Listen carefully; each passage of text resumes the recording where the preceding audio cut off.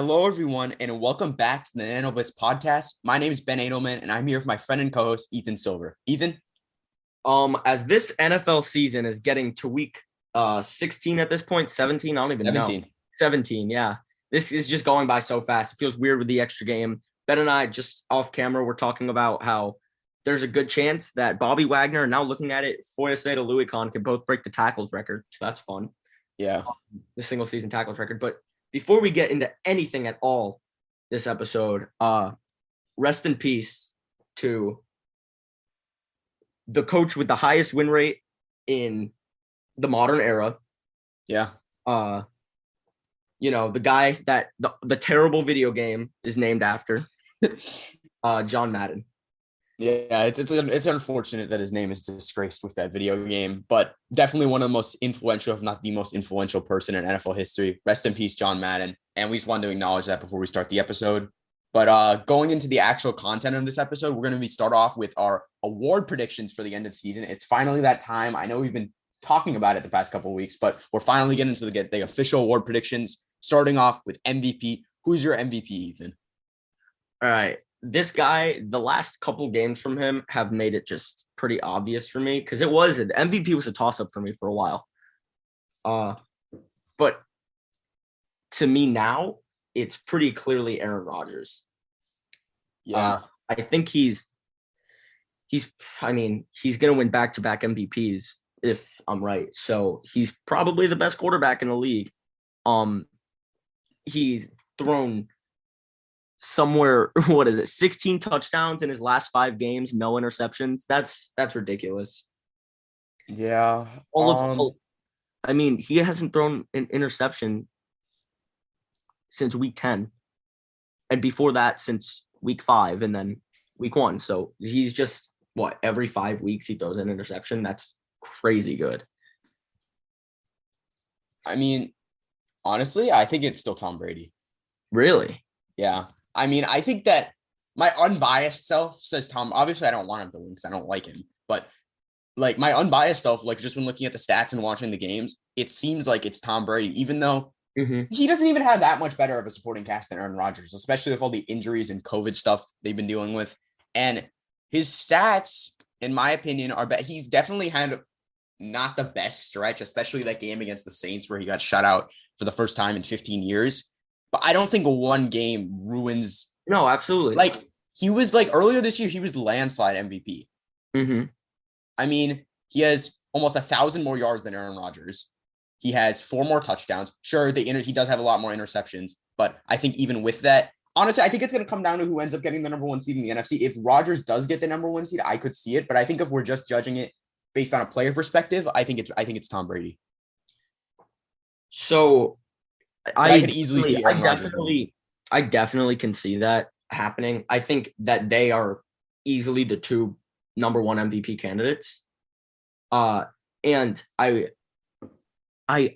really did think it was Tom Brady, but just doing my extra research going into this, I do think that just the stretch that Aaron Rodgers is on, if he can bring this into the playoffs, it's going to make him it literally will make him the most valuable player in football. That is true. That's what it really comes down to for me. 33 touchdowns, 4 interceptions. It's not as good as last year, and he probably won't finish as good as last year unless he can put up 15 touchdowns in these next 2 games, which won't happen. But it still could be Brady too. I'm not going to argue Aaron Rodgers into it. I really do think Tom Brady has just as good of a chance as Aaron Rodgers, if not even better. But I think if I just had to really choose and pick from my perspective, the streak he's on, the only 4 interceptions to Tom Brady's 11. It's not like 11 is a crazy big number or anything, but the 4 to 11, I'm just going to take Aaron Rodgers. Well, it is a pretty big number. He's on pace for the most in his career. Yeah. Probably. Yeah. But Aaron Rodgers also throws an interception. Like I said, this season, he's thrown an interception every 5 games, which is incredible. The only reason he has 4 is because week 1, we know what happened in week 1. Yeah. That's kind of like the MVP. Actually, we don't know what happened in week 1. Yeah, well, no one knows. No one knows what happened in week 1. I don't think anyone will ever know what happened in week It's 1. funny. The Saints are like the MVP killer. Yeah. They just shut out Tom Brady, and they picked off and they almost shut out Aaron Rodgers. Yeah. I mean, they did shut out Aaron Rodgers. I mean, he didn't kick the field goal. Yeah, true. That's a good point. So I mean, they arguably do have one of the best defenses in the league. yeah. Oh, Saints, if the team like needs to, it can play to that level. Yeah. But then when it plays like a team that's not as good as the Bucs or not as good as the Packers, and then they get beat. To be fair, though, they did lose against the Carolina Panthers, which is always a dent. Yeah. I mean, it's always a very weird Saints team. I mean, it never is. This is the only time really it's been like what's happening. Yeah, because usually they have Drew Brees. Yeah, I mean, for the past God knows what's going on with Michael Thomas. Alvin Kamara, he's not that good, like I thought. I mean, he's good, but he's not that good. You know what I mean? Yeah, no, I know what you mean. Not like he's a bad player or anything. He's an above-average running back, probably a top 7 running back, I'd say. Yeah, I mean, the Michael Thomas thing definitely makes it. That definitely hurts a lot. That definitely hurts a lot because Ben and I, if you've been watching the podcast for a long time, because we haven't talked about Michael Thomas in a long time, Ben and I will defend Michael Thomas. Oh, yeah.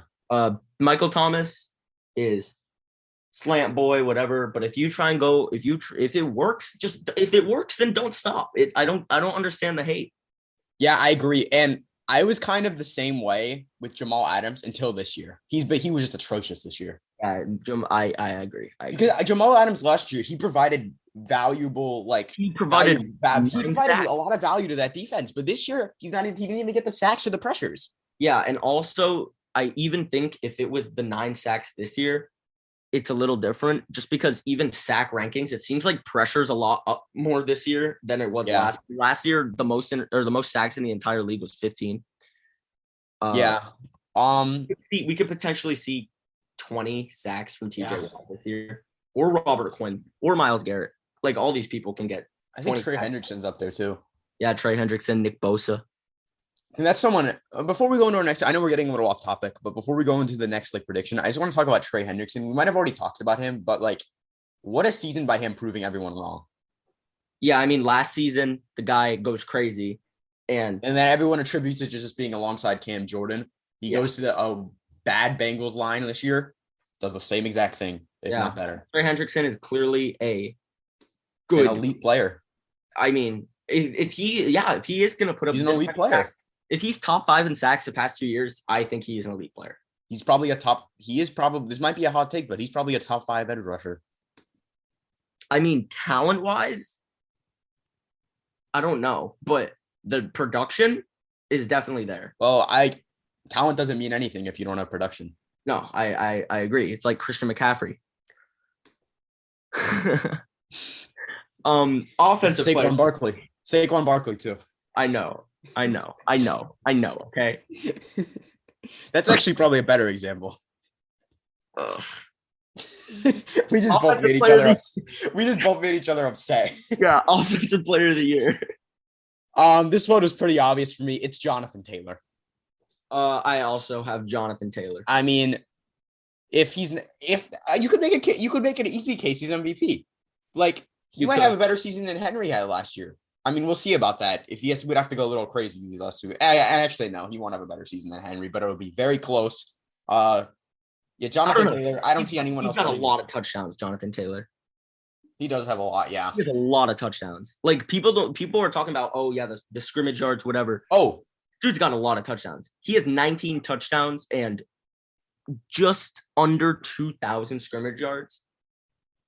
I mean, you know what, Ethan? I'm actually going to change my pick. You're not choosing Cooper Kupp, are you? I'm choosing Cooper Kupp. All right. I'm choosing Cooper Kupp. If he literally he has 1,700 yards. I'm sorry to change at the last moment, but he already has 1,700 yards. Even without the extra game, he'd be on pace for around 1,800, 1,900. That's insane. Yeah, and that's not even a touch on the fact that, again, today, I'm not going to be very argumentative because these awards, Ben and I have been talking about it for the longest time. These awards are tight. I don't know. I'm feeling pretty argumentative. I don't feel like arguing about this offensive player of the year because I want to praise Cooper Kupp real quick. The dude has 132 receptions right now. That's crazy. Imagine getting open. People say, oh, he gets that many targets. No, not just that. Imagine getting open and being able to catch 132 receptions. Yeah. That's incredible. 14 touchdowns. I mean, dude has the most receptions and targets of his career by far, and he still has the best catch percentage in his career. Yeah. I'm just curious, what's your reasoning behind putting Jonathan Taylor over Cooper Kupp? It's strictly more of a predictive thing.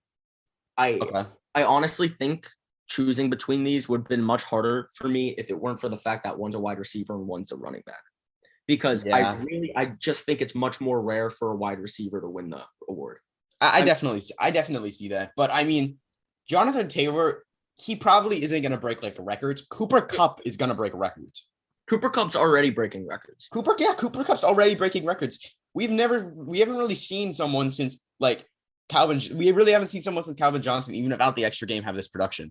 I mean, he's already has 1,700 yards.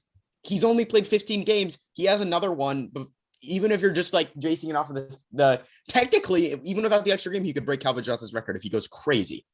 Do you think this is interesting? Do you think that Cooper Kupp in these next 2 games can get 17 receptions? Yeah. Yeah? You think he could tie Michael easily? Thomas? Look at his last 2 games. He has 10 receptions. He has 19 receptions in his last 2 games. And before that, he had in his past 3 games, he has 23 receptions. These next 2 games, though, ooh, he definitely could. The DB. Wait, no, never mind. In his last 3 games, he has 32 receptions. That's ridiculous. Jesus.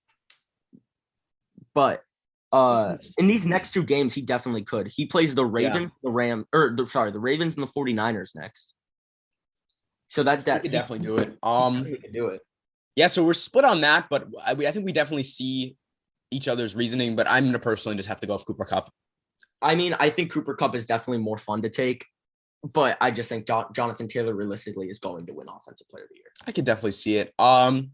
Moving into probably the least contested award, at least for us, Defensive Player of the Year. I think we're both going with TJ Watt here. Absolutely. I don't even really see the argument for like other people. Like, I mean, the closest person, if we want to go off of that, is Micah Parsons, but I just don't see it. I think TJ Watt's impact, production, everything, it's just so much better than everyone else. I mean, he's only played in 13 games and he has the most sacks in the league. See, I was just about to say,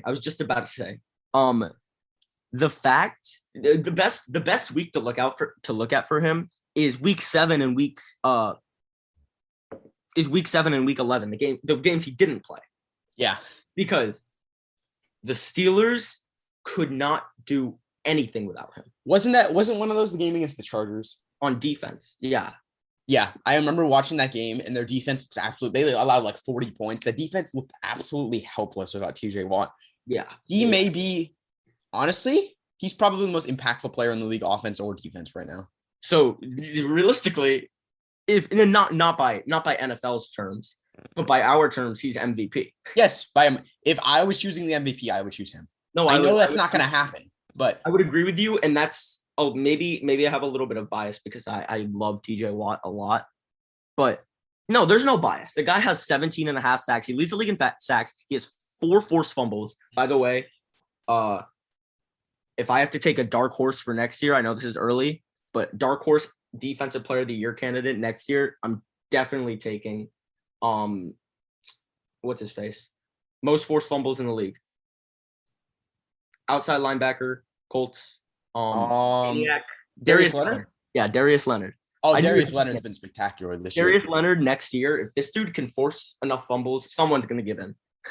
Someone's going to be like, no, he's been crazy his whole career. I remember watching him as a rookie. Yeah, he's the maniac. He's insane.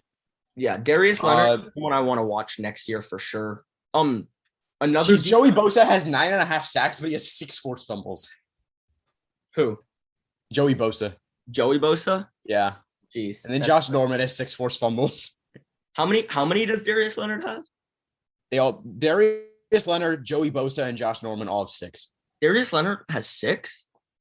Yeah. I thought he had like 9, not even gonna lie. No. I thought he had ridiculous. Do you want to talk about the argument for Trayvon Diggs in this? Yeah, I'd like to actually. Also another defensive thing that's going on right now. I know I said it in the beginning of the video, but Foyesetta-Louikon and Bobby Wagner both are probably going to break. Yeah. Maybe not Foyesetta-Louikon, but Bobby Wagner only needs 2 tackles in his next 2 games. Yeah, I think that'll happen. Yeah, I think so. Bobby Wagner. But I mean, going back to what were you saying? Never mind. No, I was just going to say Bobby Wagner's going to break a record. But what we were saying before, Trevon Diggs is such an interesting argument. Yeah, it really is. I mean, definitely one of the more interesting players in the league. I could see the argument for him. I mean, if you have 11 interceptions, you definitely deserve to be in the argument for Defensive Player of the Year. It's that simple. I mean, 11 even that alone,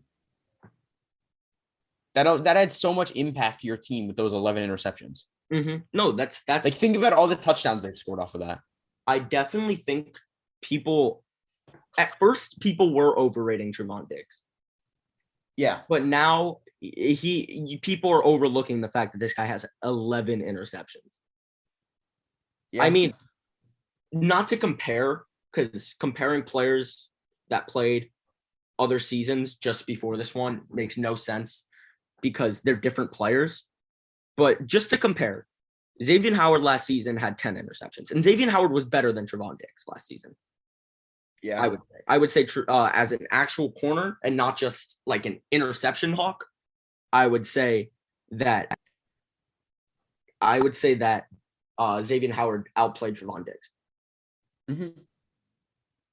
And a lot of people thought Xavier Howard should have won Defensive Player of the Year.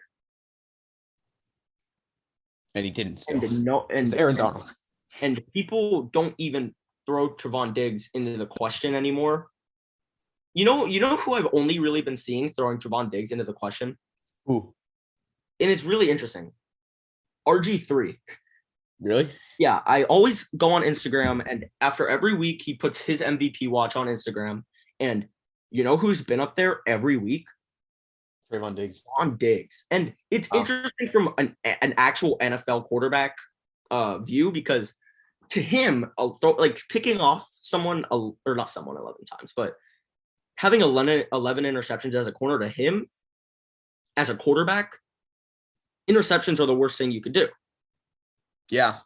So it's just interesting. But yeah, I definitely think that TJ Watt is still the Defensive Player of the Year, pretty much no question. Honestly though, when I'm looking closer at Trevon Diggs' stats, it's a lot better than I thought. I mean, no, I agree. The guy is first in passes defended. Geez, he's first in interceptions, and yeah, the guy allows yards, but it's kind of just his style of play. That's not even what I'm talking about, though. I'm talking more about, like, if you've been watching this for a long time, you'll know I love advanced statistics. Mm-hmm. He has amazing advanced stats. Look at his QB rating allowed. It's only 55. Let's see, QB rating allowed. Yeah, I mean, he has allowed 4 receiving touchdowns, which hurts. But yeah, but do you take 4 touchdowns allowed and 11 interceptions? Like, I don't know, 11 interceptions is a lot. I don't know. I'd take the interceptions over that. Yeah. Yeah, that's what I'm saying. Like 853 yards allowed, 4 touchdowns allowed. 853 yards is a lot. That's a lot of yards. That's a lot. But, and I don't know if it directly makes up for interceptions because they're different stats, but Trevon Diggs is definitely an interesting player to watch. Yeah. So we're going to both go with TJ Watt for that. And now the Rookie of the Year start. I mean, let's just start off with Defensive Rookie there because it's obvious. It's Micah Parsons. Yeah, I honestly, it sucks because we just talked about Trevon Diggs, who we are saying is better than we thought he was, or than people are making him out to be this season, but still worse than Xavier Howard last season. But whatever. Micah Parsons, the fact that Trevon Diggs is like a question for some people for Defensive Player of the Year, whatever. But Micah Parsons is definitely the Defensive Rookie of the Year. Yeah, and we're both Cowboys, and I'm a Giants. This is one of the clearest awards in recent memory. Yeah, And what I'm saying with my point there, because they're both Cowboys and I'm a Giants fan. Yeah. So We're if not this is winning coming any- from a Giants fan, We're not winning any awards anytime soon. So this is tough to watch. This is really hard I to mean, you never know. You could come out with a sportsmanship award. It's what? Who? I don't know. Yeah, the Giants. Graham The Gano? Giants Graham players are Gano? bad. I forgot the Giants players are bad people too. Yeah. Graham Gano is the only Giant who can win anything. But I think we've already said enough about defensive rookie of the year. yeah, this isn't something we really need to touch on for too long, but it sucks talking about these Cowboys players who are so good, because I'm not going to say they're overrated, underrated, because I'm a football fan over a Giants fan. Yeah. Micah Parsons is something that's going to terrorize the Giants for the next couple of years. Yep, better get used to it. Hopefully he just like asks for too much money and the Cowboys can't pay him, because that could happen. Because Cowboys money situation, who knows? I mean, yeah, but that's in like 3 or 4 years. Yeah, I know. It's like I want Micah Parsons far away from the Giants, especially because I like him as a player. I really do. I think he's a really good player.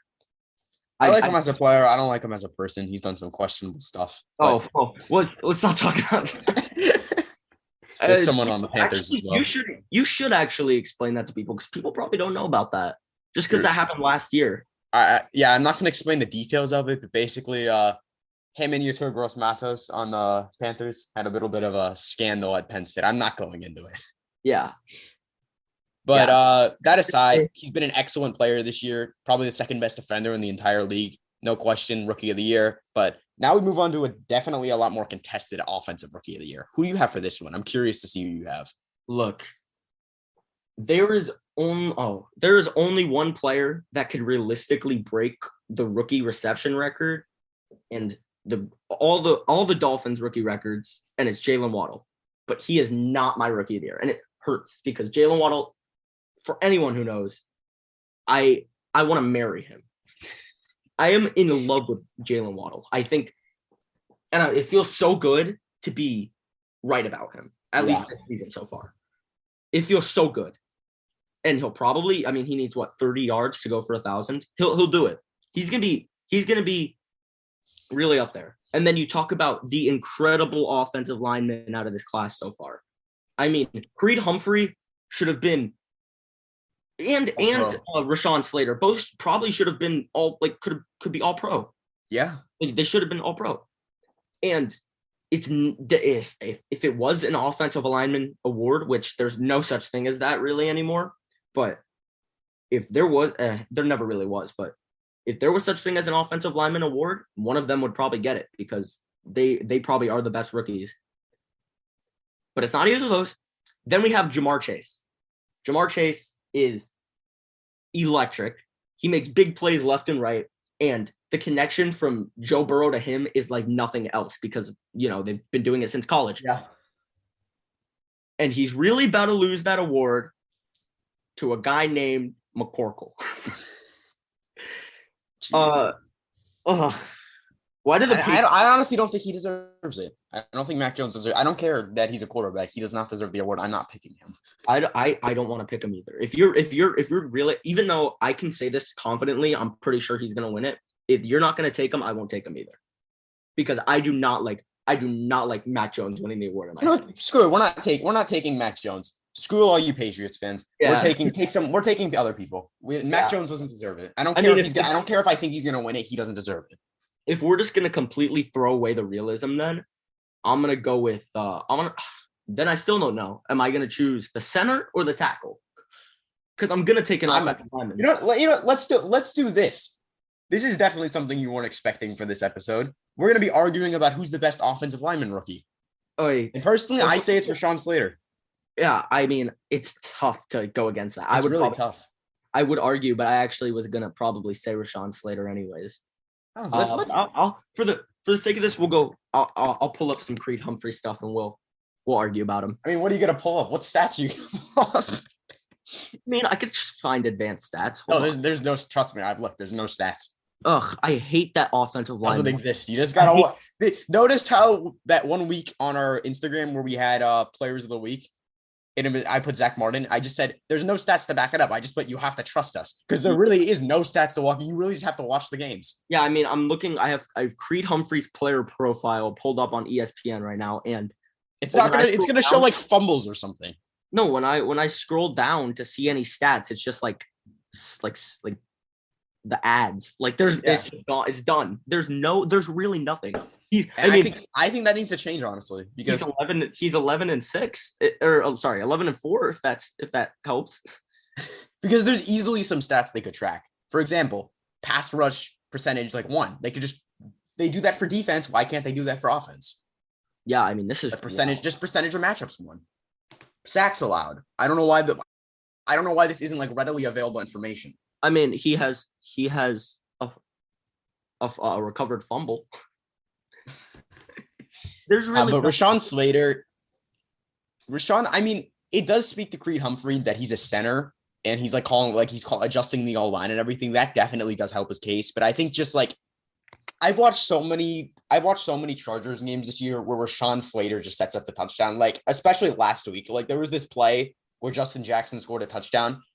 It shouldn't have even been credited to him. It was all Rashawn Slater like pancaked someone and then blocked someone. It was a perfect setup by Rashawn Slater and the rest of the elite Chargers O-line that just set up a Justin Jackson touchdown. I think he's also a big reason why Eckler's been so good this year, although Eckler is a very talented player himself.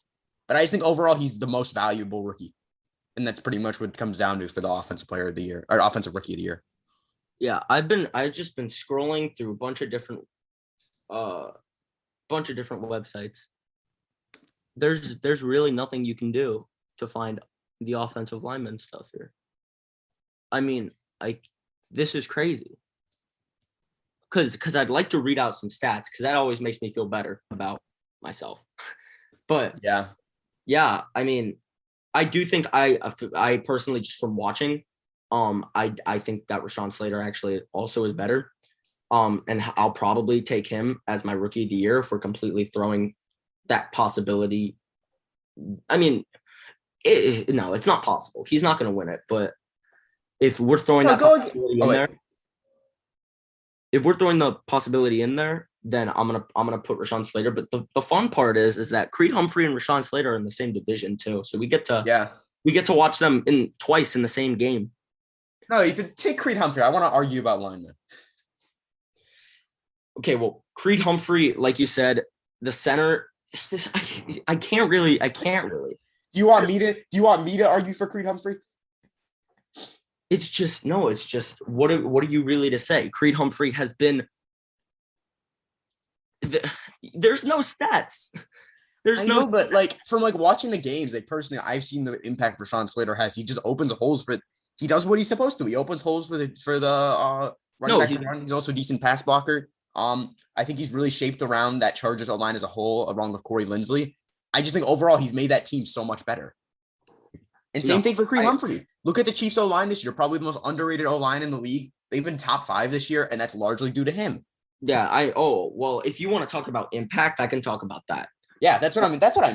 The Kansas City Chiefs, it's kind of harder. It's kind of hard too, though, because both of these offensive linemen are surrounded by good offensive lines. But that is a good point. I actually do think Creed Humphrey makes a huge impact because the Chiefs in general have completely restructured their O-line. They don't have a single starter on the offensive line that they did last year. They really don't? No, not a single starter. Oh, yeah, they traded Tardif too. Yeah. They don't have anybody on that offensive line that started last year, starting this year. So, I mean, whatever they did, you keep doing it because, I mean, not only did they get Creed Humphrey in the second round, I mean, you could also look at it from value like that. That's not how I'm looking at it. Because Creed Humphrey, then you can argue, is better than Rashawn. No, you can't argue it like that. That's not how it works. Purely looking at value. Yeah, I mean, you also got to look at who's that guard they drafted that's been on Trent Smith? No. Yeah. No. Is that his name? Who are you talking about? What team? Chiefs. They drafted this amazing guard that fell a lot in the 6th round. He's been outstanding as well. Hold on a second. But I mean, you also, well, we'll get back to that. But also, they have Orlando Brown, who they acquired for their first round pick. That was definitely a great addition. He's been really good this year. Of course, the big signing this offseason, probably the most impactful signing out of anyone. They got Joe Thuney out of New England, who has still been amazing. He hasn't really dropped off after being off of New England like some people do. But I mean, just when you look at it, Trey Smith. Yeah. Trey. Trey Smith. It wasn't Trent. I knew it. Yeah, it's Trey Smith. Yeah. Trey Smith was an excellent addition in the sixth round by the Chiefs. He was a first-round prospect at one point, and he had some things that made him fall. But clearly, that seems to be a common theme in this draft. Players that fell, what do you know? They're still good. No, it's because a lot of players opted out because of COVID in college football, and it did make their value drop. It's not even like their value dropped too. It's like other players got valued over them. Like, there was like Jeremiah Owusu-Koramoah. That's a big one. That's the main one I'm thinking of. Ben and I thought the Giants were going to take him at the 11th pick before they traded with the Bears. And then I also thought, or 10th, right? Yeah. And then we thought that they were going to take him with the other first-round pick. They take Tony, all right. Then it comes to the second round. I say the Panthers are going to take him. They trade back. I say the Panthers are going to take them. Again, they trade back. I say the Giants are going to take them. They don't take him. And then, of course, he goes to the Browns. Yeah. So, I mean, there's just a lot of falls in this draft. But yeah, but back to offensive rookie of the year. If I'm doing this for fun, I'm taking Jalen Waddle. If I'm doing this for realism, I'm taking Mac Jones. But if I'm doing this on who the best offensive rookie is, I'm taking Rashawn Slater. Okay. I could definitely see that. But I like that we had that little argument. Even if Rashawn Slater is better, like we both think, it's clear that Creed Humphrey has a very good argument. No, and I feel like the NFL was actually getting a little low on these good interior offensive linemen. I mean, obviously, we still have youth, like young talent. Like, we have literally the best offensive lineman in the league is Quentin Nelson. He's not even that young anymore, though. He's like 26. He's not 26. He drafted in 28. No, he should be somewhere closer to no, he's probably younger. You're right. Quentin Nelson. Whatever. I'll find out later. Oh no, he's 20. He's 25. 25. But yeah, we went a little off topic there, but all right. Now comeback, then coach. Yeah. We'll start off with comeback. And I actually think we're gonna have different people here. I don't think so. Who's yours? There was a lot of people. I feel like it's hard. It's easy to forget people when you're doing this one. You know what I mean? So do you have? Ooh. Okay. I want you to go first here. I put Dak for mine. Yeah, we do have different people. Oh, really? Who'd you put? So I feel like in this injury went way behind everyone's head compared to like Dak's, like right over everyone's head compared to Dak's. But I think that this guy has been better than Dak this season too. Interesting. Not only was the injury, I mean, you could argue the injury was just as bad. Joe Burrow. Oh yeah. Yeah.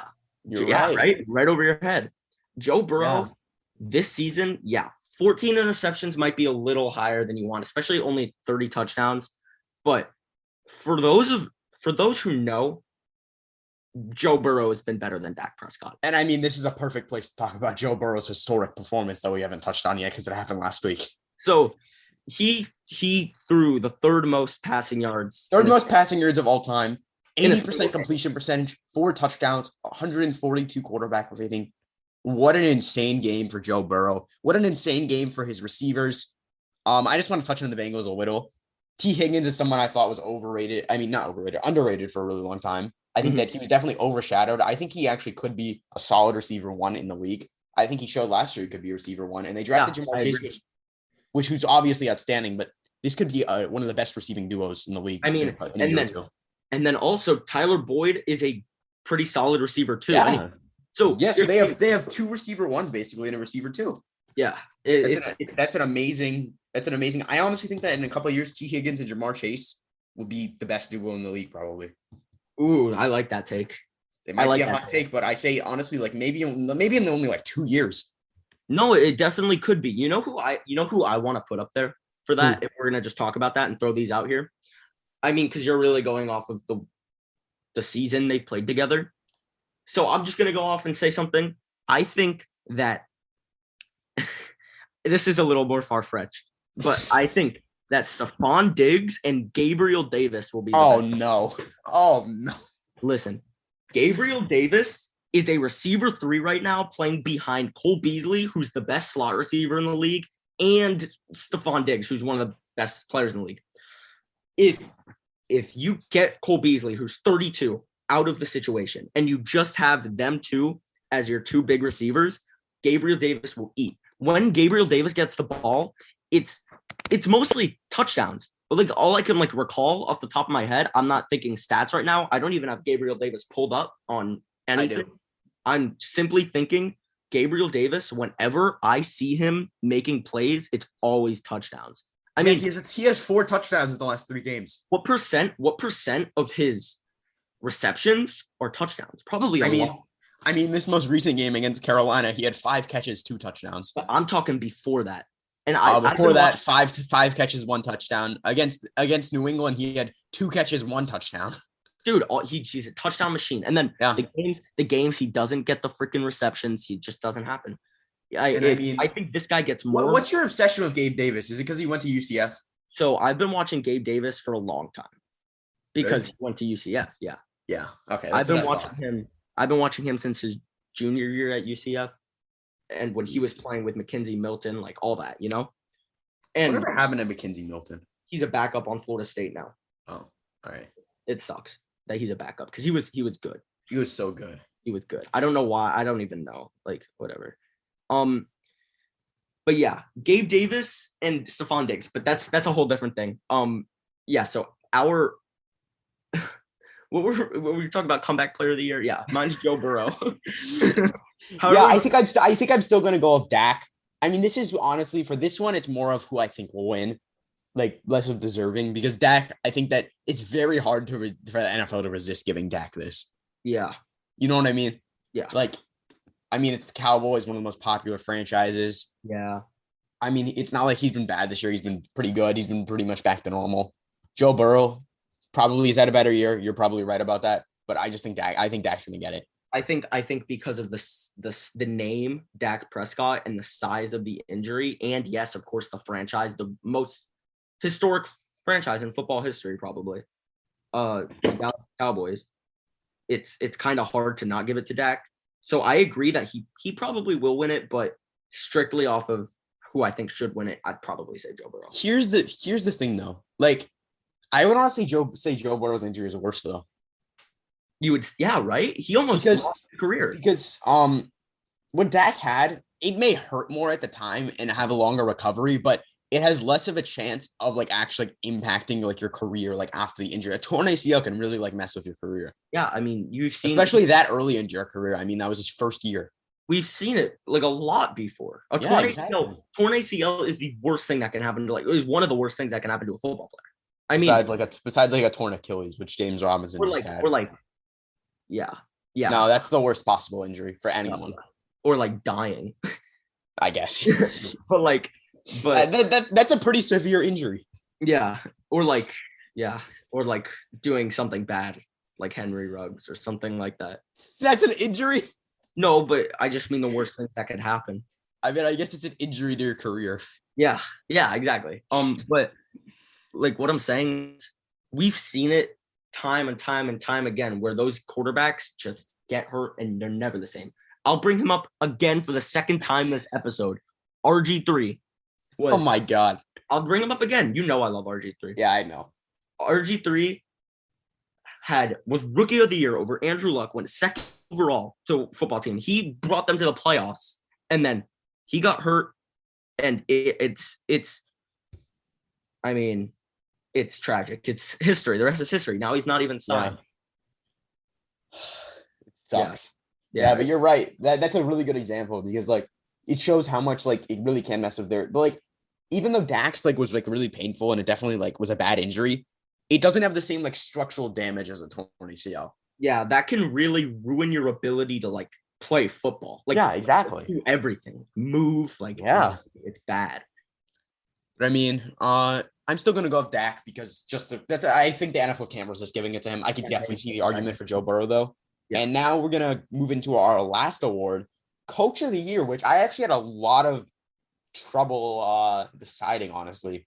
Yeah. Like it was really hard for me. I think we're both gonna go with Matt LaFleur here. Is that correct? Yeah. But Matt LaFleur, I mean, it's hard to really judge a coach because I mean, obviously they have to have talent around them to win. But Matt LaFleur, this is his third 12-win season. He already has more than the previous coach of the Packers. Yeah. Who was there for like 10 years and won a Super Bowl. But I mean, when you're talking about Matt LaFleur, the only thing you can bash on him is that he's lost in the playoffs a bunch of times. Yeah. That's the only thing you can really bash about him. Who knows if this year it'll happen? I mean, the NFC is up for grabs by anyone. I mean, you got the Bucks fighting for it, the Cowboys, and Rams, Ben, 49ers. Ben, tell me, what did you say right before the podcast about for anybody who thinks Cliff Kingsbury should be? Oh, Cliff Kingsbury is the biggest fraud coach I've ever seen. I have not liked this guy since I've not liked this guy from college. Keep this in mind. Cliff Kingsbury had Patrick Mahomes at his college. What does he do with that? He has a losing record in college where big programs pretty much are guaranteed to have a winning record. Why does this guy have a head coaching job? Like, seriously, why does he have he's not good. Like, he just gets carried. And we're seeing, this is one of the main reasons I actually thought, like, I know I had a lot of hot takes or that haven't really panned out about Kyler Murray and the Cardinals earlier from this year. But in my opinion, this is one of the reasons I think they're going to get exposed in the playoffs. And I still think that's going to happen. I think they're going to lose in the first round, probably due to Cliff Kingsbury. I mean, Kyler Murray is one of the most talented quarterbacks in the league. I can't really say that he's not. I just think that I just really don't like I don't like the Cardinals coaching. Yeah. Think what did it take really to get Cliff Kingsbury to where he is now? Patrick Mahomes. It took Patrick Mahomes. Then it took a losing record. Then it took having basically the most like jersey selling defense in the league. And then it took DeAndre Hopkins. Yep. He didn't make that move. Not even just DeAndre Hopkins. Yeah, Bill O'Brien made that move. Yeah, he didn't make that move. He just got lucky. It's just like exactly. Like, what's it really take, like Cliff Kingsbury to where he is right now to lose? It's frustrating because you look at someone similar like Sean McVay. They are not the same. No, they are not the same. This guy is Walmart Sean McVay. Yeah, Sean McVay is a football genius. Yeah, that is honestly one of the best coaches I've ever seen. Yeah, the stuff he does to like maximum. He made Jared Goff look like a good quarterback for multiple years. Yeah, I mean, he went to the Super Bowl with Jared Goff. Jared Goff, until just recently, like a couple weeks ago, didn't have his first win until like after Sean McVay. He got it. Look at even in that playoff run, he didn't even have his main workhorse Todd Gurley for the most of that playoff run, and he still and look at this is a good example too. Look at Todd Gurley without him now. Yeah, exactly. I mean, that's a little different. I mean, arthritis. Yeah, he literally has arthritis. Yeah, but like still, I guess. Honestly, though, I don't see why he isn't signed. He had a solid year last year for Atlanta. He gives me James Conner vibes. He does, but like I don't see why. I honestly don't know why he's not signed right now. Yeah, me neither. Like a team like the Dolphins. Yeah, seriously, you're saying you don't want to have Todd Gurley even just for the veteran experience as your backup running back? Yeah, or like the Titans. Exactly. Like it doesn't make sense. I mean, I would sign Todd Gurley over Adrian Peterson, honestly. I mean, I definitely think Adrian Peterson's a lot more fun, but I agree. He's more fun, but like if for pure production, I mean, Todd Gurley last year, he had 9 touchdowns. That's pretty good. Yeah. I mean, one was to lose a game, but oh yeah, I remember that. Yeah. We're getting the Atlanta Falcons. We are so off topic right now. Yeah, I don't even think we're gonna be able to have time for our game picks today, honestly. Are you sure? We're already like 40 minutes in. I think we're just gonna. I think this was some of the most fun I've ever had filming an episode, though. Honestly, I'm having a great time. I don't need to finish if you don't want to. I think we're gonna have to just to keep like the length. Really? Yeah. All right. Well, This was such a good episode, though. I don't I even had a care. great time filming today. Yeah. Hope you guys enjoyed. We certainly enjoyed filming this. It was nice to finally get into our award predictions. Yeah, go check out our Instagram. We'll release a pick 'em or something there. Like we'll probably do a pick 'em. Yeah. Yeah. But yeah, thanks for watching till the end, guys. I know this isn't the usual content because we didn't do our game picks, but I hope you guys kind of enjoyed this like special episode with the game picks. Thank you guys for watching and see you guys next time.